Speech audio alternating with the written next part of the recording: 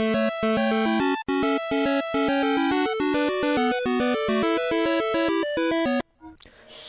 and welcome to Armed with Controllers. It's Fabs here, and today I'm returning to another Centuries episode R. So get ready for some hardcore mecha action, which makes this sound like a porno, which it really isn't. Anyway, today I'm going to be playing as Suzaku Kururugi in the Lancelot Air Cavalry. And let's see, I think what I'm going to do, I'm going to make this a Code Geass fest. So yeah, we're going to be helped out by none other than CC in her custom Akatsuki, and Lelouch v Britannia, or Lamprey, or whatever the hell you want to call him. Zero, we'll call him Zero, in his Shinkiro. So yeah, Code Geass time everyone. Jibun wo, Jibun wo. So, this level I'm playing is a Overman King Gainer level, so more weird things I don't know much about. But first, let's enjoy some bonta-kun. That's right. Those of you who've seen Full Metal Panic Fumofu in particular, will come to understand and appreciate this. For everyone else, yeah, this is basically military hard-ass Sagara Sosuke dressed up as a theme park mascot, and he's being adorable. There is a reason for all this.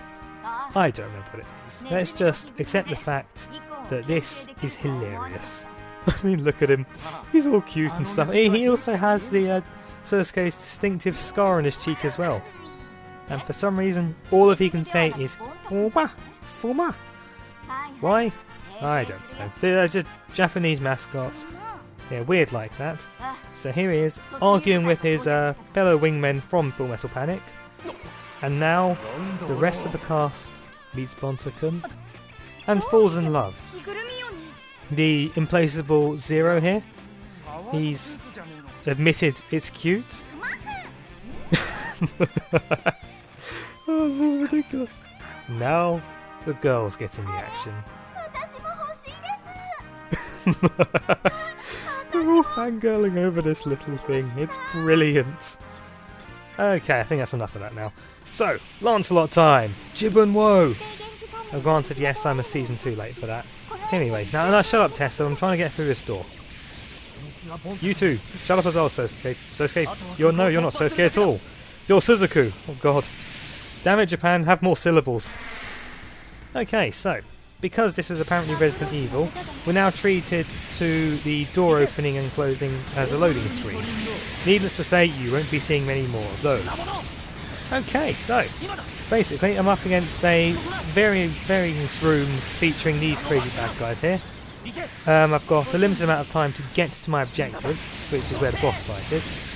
So let's get cracking. Now, these guys here, they're annoying because they keep having nightmarish shields I have trouble getting past. Needless to say, I hate them.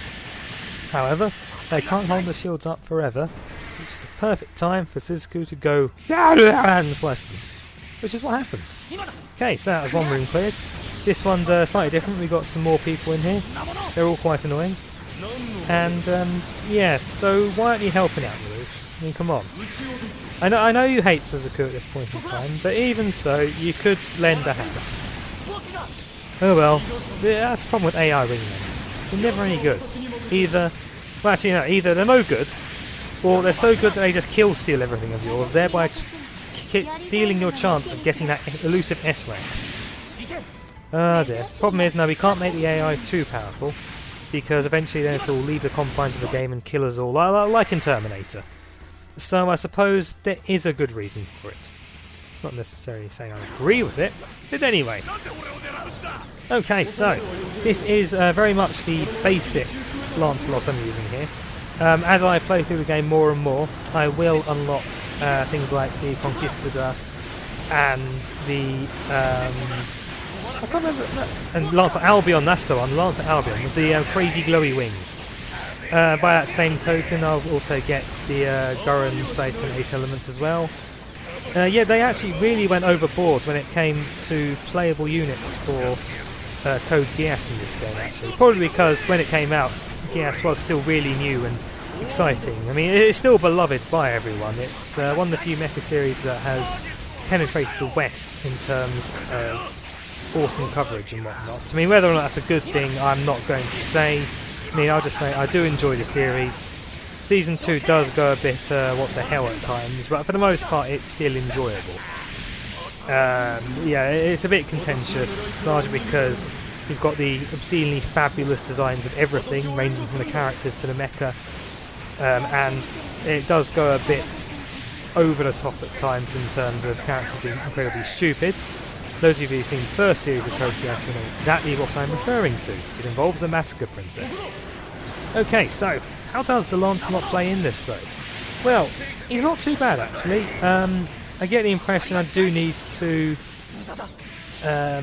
utilise some of his tension moves a lot more, and I really need to learn some more of the close combat combos, because that 3-hit is getting really boring for me to watch. I don't know what it's like for you, but don't worry, there will be more. There will be more. So his basic beam rifle's pretty strong, which is good. Don't know why I just paused there. Anyway, yeah, the beam rifle does a fair bit of damage. So that's good for softening up before you get to the kill.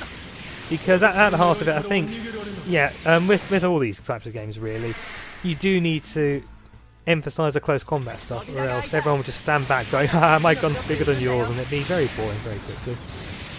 Okay, so the door's already open, but I want to clear this room out because you don't want to leave bad guys lying around. It's poor form, I think. That's a pretty fun move. The Vulcans, or the slash Harkins, that's what they're called. The slash Harkins of the Code Geass units. They're a double-edged sword in that you are standing still and are a massive target while they're out.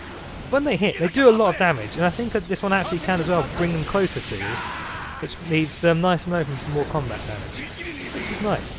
However, as awesome as the slash Harkins are, they are a bit of a nightmare to do when you're building model kits. So I do have a kit of the Lancelot, and it does have the slash Harkins as one of the little things to attach to it. Needless to say, I just stuck with a beam cannon and left it at that.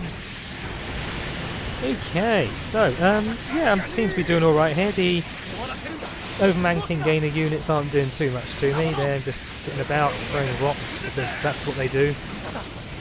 I don't know. I'm not going to pretend to understand. That's it. As I think I pointed out in the last video as well, I'm not particularly au fait with most of Overman King Gainer's plot and whatnot. I mean, I only got the first 5 episodes, but those 5 episodes did actually have a pretty cool premise, in the sense that the bad guys, the opponents, the main guys are fighting, because the whole series, it takes place, well, it starts with domed cities who are led to believe that they can't go outside for whatever reason. Traditional post-apocalyptic stuff. Okay, here's the boss, actually. Good timing, because he is a member of the Trans-Siberian Railway, which are the initial bad guys of Overman King Gainer. And what they are is they basically don't want people leaving the domes to go to the outside world, which happens to be now livable, because otherwise they'd lose their monopoly on selling goods from dome to dome. There's something incredibly meta-textual about that, postmodern if you will. It's actually really clever. Of course, the only problem is they're fairly comedic sociopaths in that regard. They're not compelling villains because they're kind of, ooh, we're a bit kooky and crazy, and I don't feel threatened by it. But who knows, maybe in episode 6 that happens and I just quit too early. Anyway, so here I am trying to kill this guy who's just throwing rocks at me into the ceiling. I do have to be careful because he is being assisted by this one young lady in a weird pink-green thing. Couldn't tell you what it is. Another Overman King Gainer thing, of course. And I need to keep her alive, because if I blow her up, that's game over. Probably because she's plot important in some fashion. Of course, this isn't stopping CC and Lelouch from shooting her anyway. Thanks, guys. Tactical genius there, Zero. Yeah, good on you. Idiot. This is why all hail Britannia! So, here we go, Spinzaku! Yes! Yeah, no, again, if you've seen Code Geass, you'll understand why Spinzaku is awesome. Because everything Spinzaku does has to be spinning. In fact, they even retconned that into being some kind of crazy Kuruki family art, involving spinning for some reason. It's ridiculous, but you've got to love it. So, yeah, this guy's actually kicking my ass. That's not pleasant.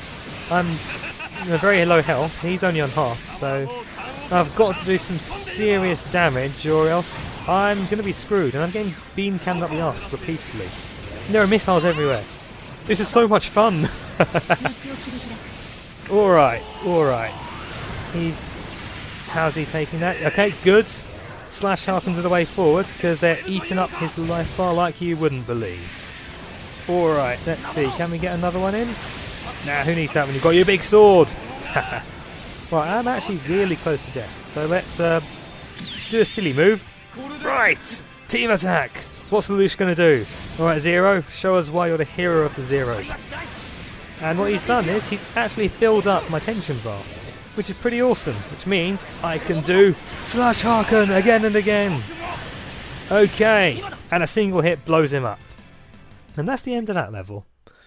Alright, well, there's going to be a bit of talking here in Moonspeak. I'm not going to pretend to understand why. He's upset about something. So I think we're going to call it quits here. Join me next time. Who knows what will be. I might go for the Aquarion next. You never know. So, as always, please like and subscribe. And game hard. Good night.